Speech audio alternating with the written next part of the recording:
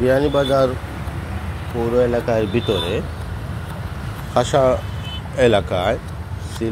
এলাকায় বিয়ানীবাজার টু সিলেট আঞ্চলিক মহাসড়কের পাশে শহীদ মিনার অবস্থিত, যাহা বর্তমানে এলাকাবাসীর কাছে শহীদ টিল্লা নামে পরিচিত। 1971 সালের 8 জুন ঘাতক পাক সেনারা নিরস্ত্র নির্ভীক কৃতি সন্তানদের একত্রে গুলি করে একই গর্তে এখানে মাটি চাপা দিয়ে হত্যা করেছে। ওনারা হলেন শহীদ তাহির আলী, নয়াগ্রাম ফতেপুর। উনি বিশিষ্ট ব্যবসায়ী ও সমাজসেবক ছিলেন। শহীদ আবুল হোসেন নিজাম, নয়াগ্রাম ফতেপুর, যুব সংগঠক তাহির আলীর দ্বিতীয় পুত্র। শহীদ মোহাম্মদ আব্দুল মান্নান, কসবা বরবাড়ি, বিশিষ্ট ক্রীড়াবিদ ও সংগঠক। শহীদ মোহাম্মদ সিরাজউদ্দিন মাতিউরা, বিশিষ্ট সমাজসেবক ও সংগঠক। ওনারা এই পাক সেনাদের হাতে নির্মমভাবে শহীদ হন।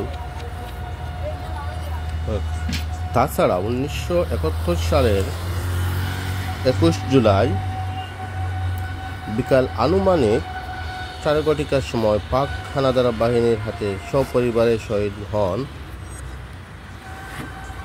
ওনারা হলেন ক্ষেত্রমণি ঘোষ, মনোরঞ্জন ঘোষ, হিরণবালা ঘোষ, মকুলরঞ্জন ঘোষ, অমিতা রানী ঘোষ, সীতারানী ঘোষ, উমানন্দ ঘোষ, চারুবালা ঘোষ, মহানন্দ ঘোষ, নিখিল চন্দ্র ঘোষ, কৃষ্ণচন্দ্র ঘোষ, বীরেন্দ্র কুমার ঘোষ, নরেশচন্দ্র ঘোষ ও প্রমুখ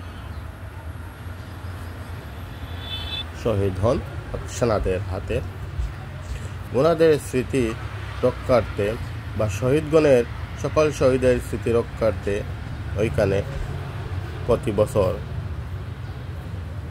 বিশেষ বিশেষ দিনগুলিতেই তাদেরকে ফুল দিয়ে শ্রদ্ধা জানানো ও তাদেরকে গভীরভাবে সম্মান জানানো হয়।